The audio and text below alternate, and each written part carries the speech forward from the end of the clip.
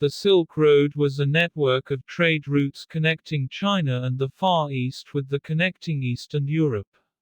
Established when the Han Dynasty in China officially opened trade with the West in 130 BC, the Silk Road may have formally opened up trade between the Far East and Europe during the Han Dynasty, which ruled China from 206 BC to 220 AD. Han Emperor Wu sent imperial envoy Zhang Qian to make contact with cultures in Central Asia in 138 BC, and his reports from his journeys conveyed valuable information about the people and lands that lay to the west.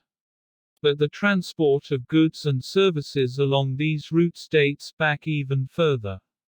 The Persians also expanded the Royal Road to include smaller routes that connected Mesopotamia to the Indian subcontinent as well as northern Africa via Egypt.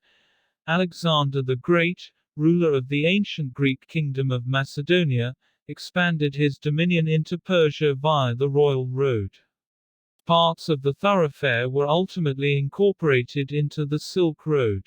The Royal Road, which connected Susa in present-day Iran more than 1,600 miles west to Sardis near the Mediterranean Sea in modern Turkey, was established by the Persian ruler Darius I during the Achaemenid Empire, some 300 years before the opening of the Silk Road. Even though the name, Silk Road, derives from the popularity of Chinese silk among tradesmen in the Roman Empire and elsewhere in Europe, the material was not the only important export from the east to the west. Trade along the so-called Silk Road economic belt included fruits and vegetables, livestock, grain, leather and hides, tools, religious objects, artwork, precious stones and metals and, perhaps more importantly, language, culture, religious beliefs, philosophy and science.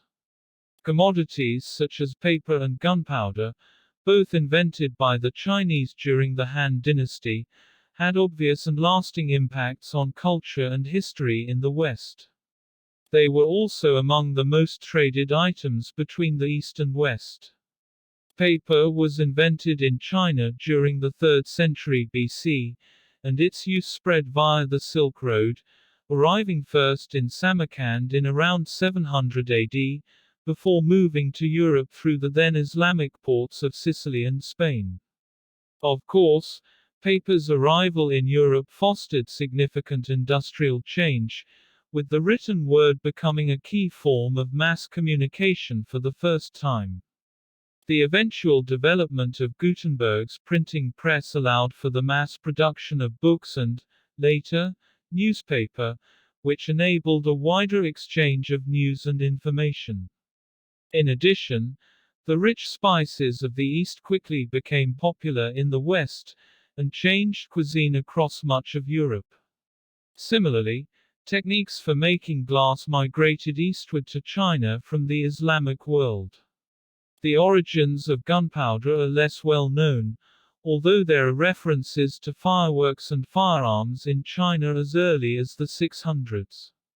Historians believe that gunpowder was indeed exported along the Silk Road routes to Europe, where it was further refined for use in cannons in England, France and elsewhere in the 1300s.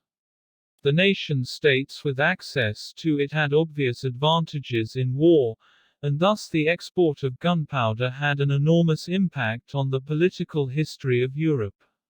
The Silk Road routes also opened up means of passage for explorers seeking to better understand the culture and geography of the Far East. Venetian explorer Marco Polo famously used the Silk Road to travel from Italy to China, which was then under the control of the Mongolian Empire, where they arrived in 1275. Notably, they did not travel by boat, but rather by camel following overland routes.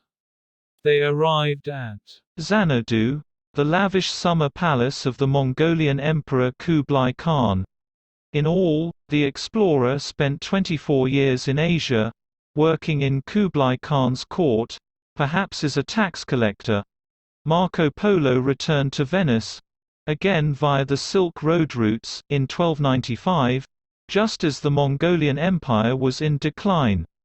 His journeys across the Silk Road became the basis for his book, The Travels of Marco Polo, which gave Europeans a better understanding of Asian commerce and culture.